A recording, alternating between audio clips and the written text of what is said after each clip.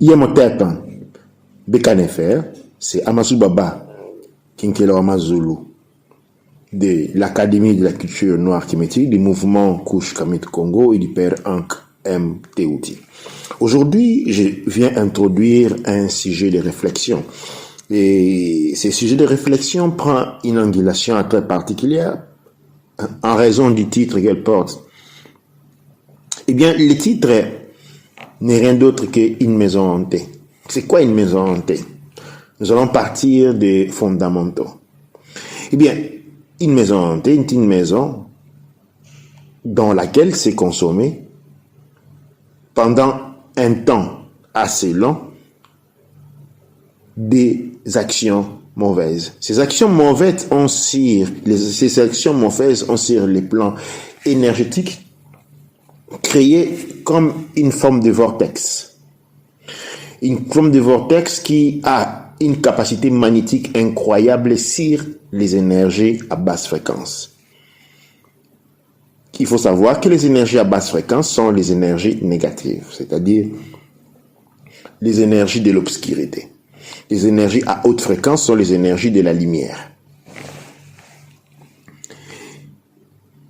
De notre vivant, chaque jour, de par nos pensées, de par nos paroles, de par notre attitude, nous rentrons en synchronisation avec des fréquences et des dimensions bien particulières. Je vais essayer de donner un exemple pour être plus précis et m'assurer de l'efficacité de l'explication. Un des principes fondamentaux de notre existence, de notre cosmos, est la loi de l'attraction. Tout s'attrait. Cette loi de l'attraction fonctionne ou régit ou permet de maintenir ensemble différentes réalités ou différents niveaux d'énergie. Imaginez quelque chose qui colle, qui maintient les choses ensemble. Eh bien, c'est ça la loi de l'attraction. Plus on a d'affinité avec une chose, plus on va avec cette chose.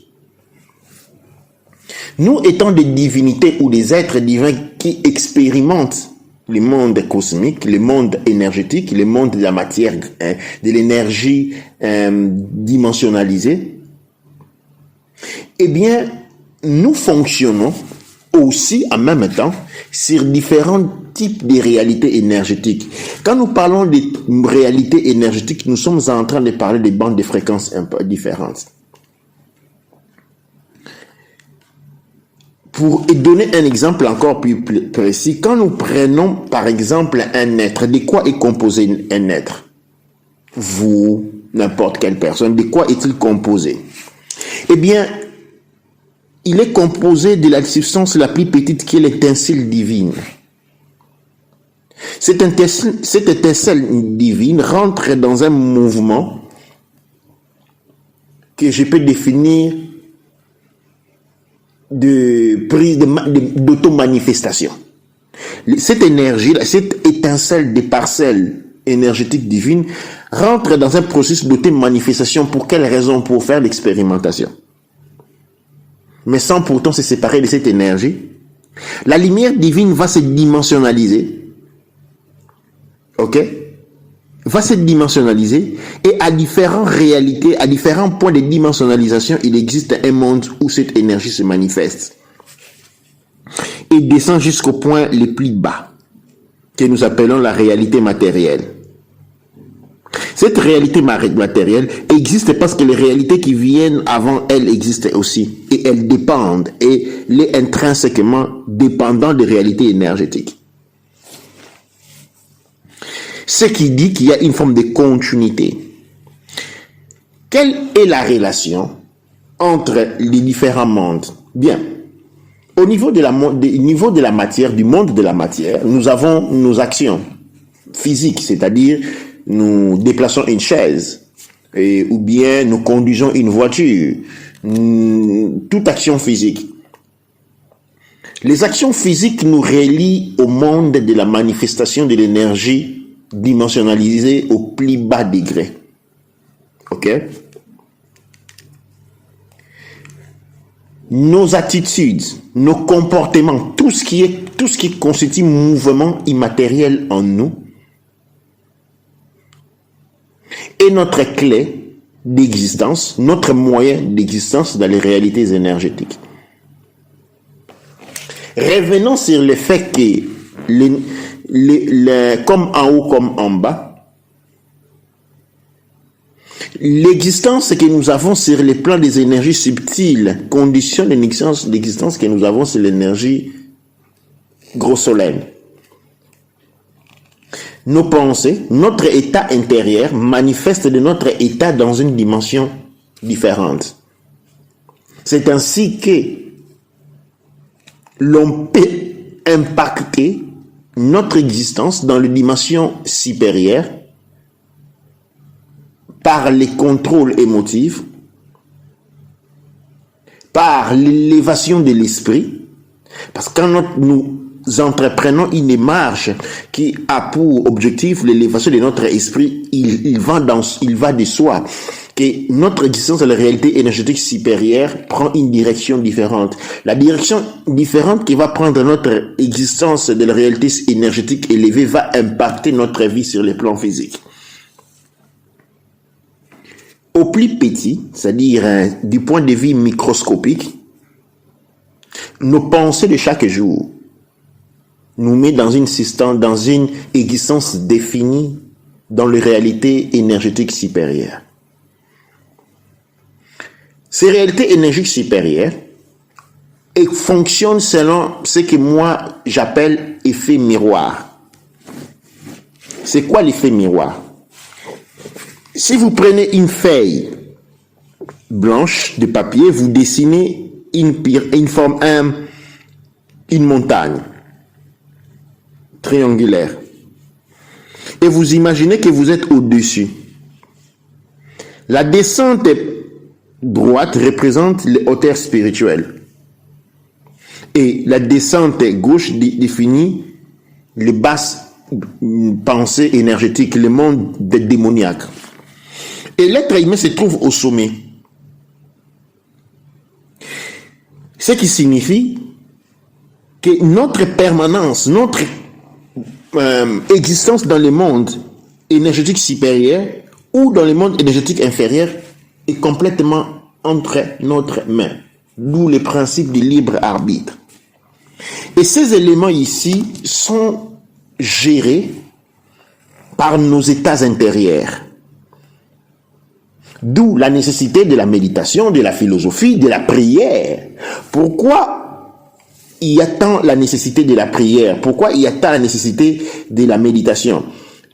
Prière ne signifie pas simplement prier. En fait, prier, c'est un recueillement intérieur pour l'élévation de l'esprit. Quand on se retrouve à dire des mots ou à se retrouver dans un environnement toxique qui ne permet vraiment pas l'élévation de l'esprit, ce n'est pas... On est toujours lié au monde démoniaque. Pourquoi je suis en train de dire ceci? L'église n'est pas un endroit où on élève l'esprit. La véritable église, c'est le cœur de l'homme. L'église est un point de recueillement ou de connexion à la réalité, soit démoniaque, soit divine. Et la balance se trouve sur notre conditionnement intérieur, nos pensées. Avons-nous des pensées négatives ou positives? Nos actions intérieures, notre imagination, comment est-elle? Quand nous prenons soin de notre monde intérieur, nous créons une réalité divine. Nous existons, à différents états de la réalité divine. Quand nous nous laissons transporter par les émotions basses, la jalousie, la colère, la tristesse, le manque de respect, et tous ces éléments-là, nous fait que nous existons de cette manière dans le monde démoniaque. Le paradis ou l'enfer, si nous voulons parler à ces termes-là, n'existe pas au fond à la fin d'une vie, mais pendant la vie. On crée son enfer et on crée son paradis de par la manière dont on conçoit sa vie intérieure. vous vous poserez la question, quelle est la connexion entre le discours que je suis en train de faire et la maison hantée? Eh bien, dans une situation, souvenez-vous, au début, nous avons introduit en disant que la maison hantée, une maison était une maison dans laquelle se sont consommées des actions négatives, à haute intensité négative, comme les meurtres, comme les viols, comme les maltraitements, et à la fin des tortures qui portent à la mort. Ces actes, quand quelqu'un est torturé, quand quelqu'un est maltraité, il exprime une très très haute négativité énergétique. Sa capacité de vibrer dans des fréquences basses énergétiques devient permanente. C'est-à-dire il y a une continuité en termes de temps longue dans des basses émotions. Et souvenez-vous, j'ai parlé de la loi de l'attraction. La loi de l'attraction veut qu'on attrait plus fort de ce que l'on a. Okay? Et quand on rentre dans un état vibratoire, un état d'émission énergétique négative, on commence à attirer beaucoup plus de négativité, beaucoup plus des entités négatives. Et ces entités négatives, énergétiques, se manifestent en tant que des démons sur le plan physique. Sur les plans physiques, il se manifeste comme la destruction, les maladies, la pauvreté, les jalousies, les rancœurs, beaucoup. Mais il existe sur les plans énergétiques. Sur les plans énergétiques, elles sont la conséquence de nos propres actions, de notre pensée, de la manière dont nous vivons, de la manière dont nous parlons. D'où l'exigence, d'où la nécessité, d'où l'essentialité de l'éthique et de la moralité bien conforme aux normes culturelles, bien entendu.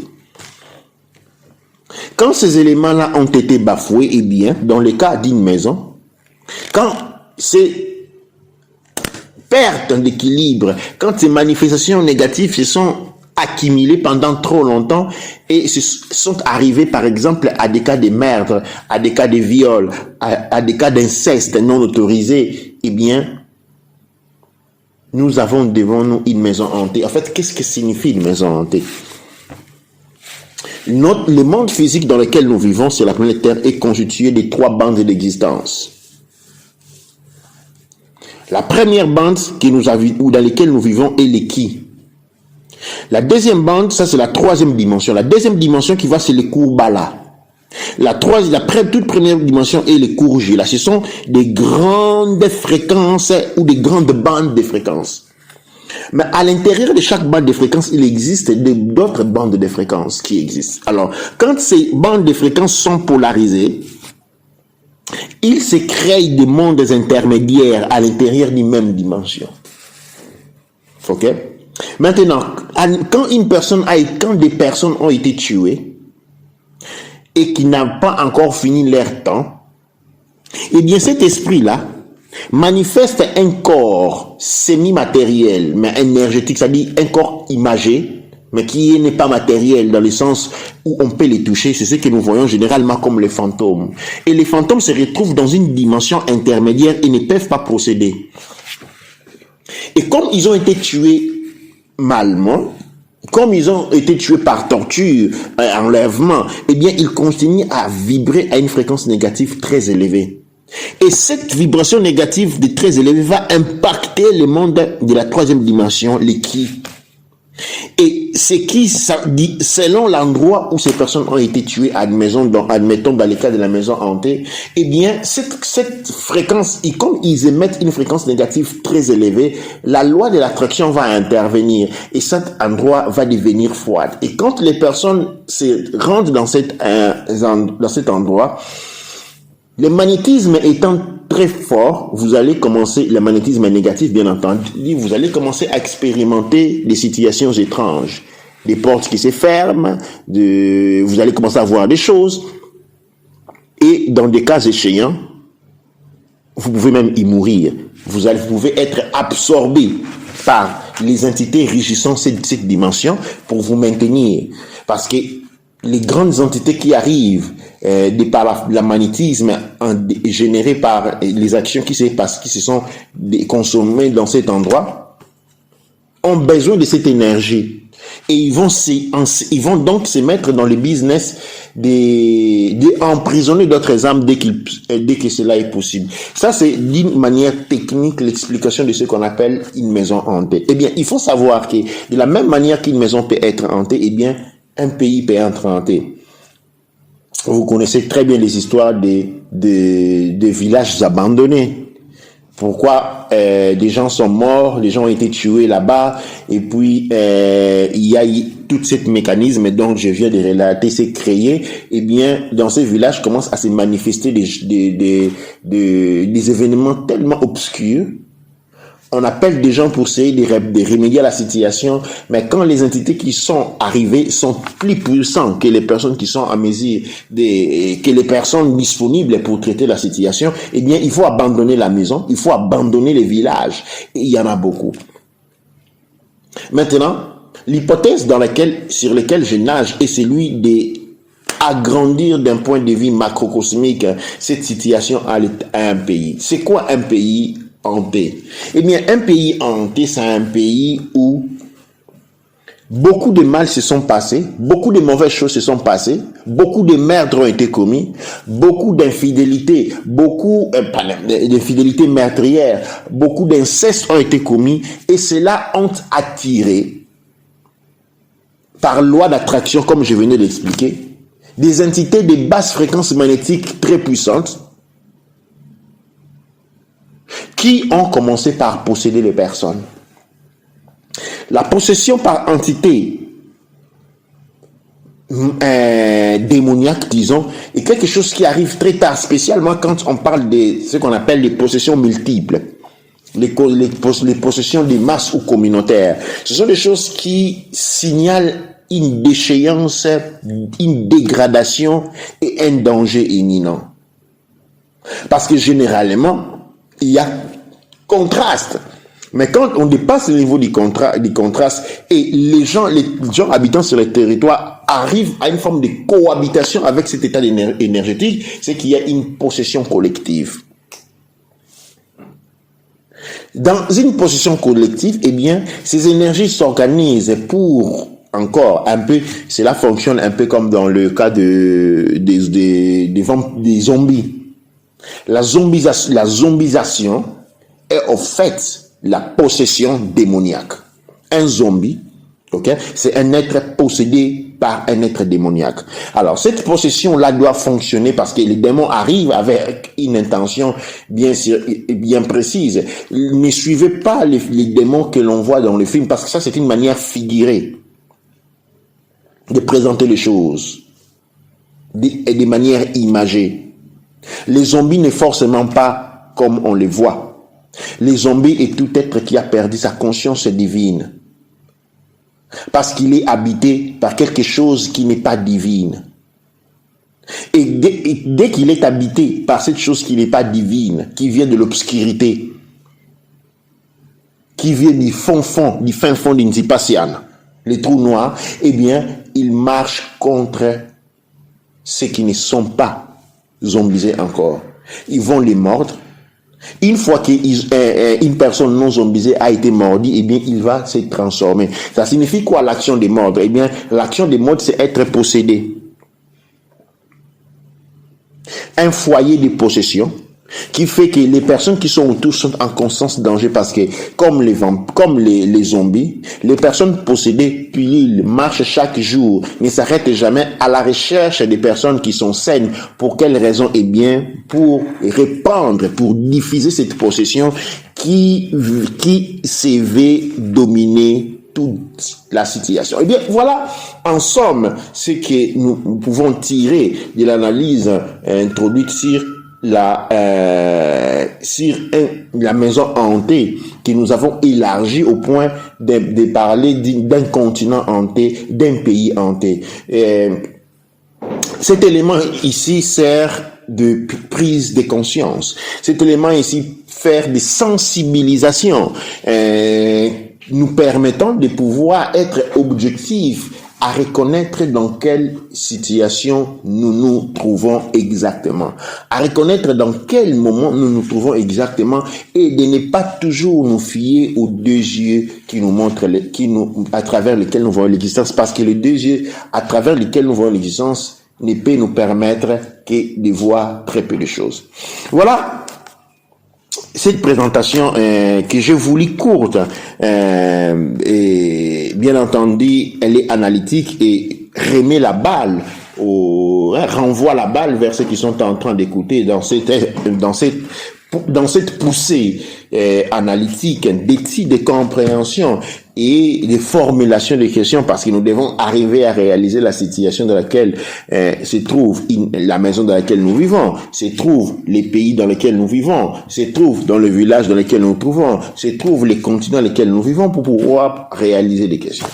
Quand l'on voit l'histoire récente de ce qui s'est passé dans plusieurs pays de l'Afrique, eh bien, nous pouvons à départ, si on associe cette présentation que je viens de faire, nous pouvons arriver à la conclusion que nous avons plusieurs pays qui sont hantés. Et donc, cette prise de conscience n'est pas là pour nous effrayer, mais plutôt pour comprendre que cette situation ne se résout pas en faisant ce que l'on fait chaque jour, parce que il y a quelque chose qui va au-delà et que les solutions doivent être recherchées quelque part d'autre, non dans ce que l'on fait chaque jour. Voilà en somme l'objectif de cette présentation. Je vous remercie pour avoir écouté Ankh Oudja Seneb.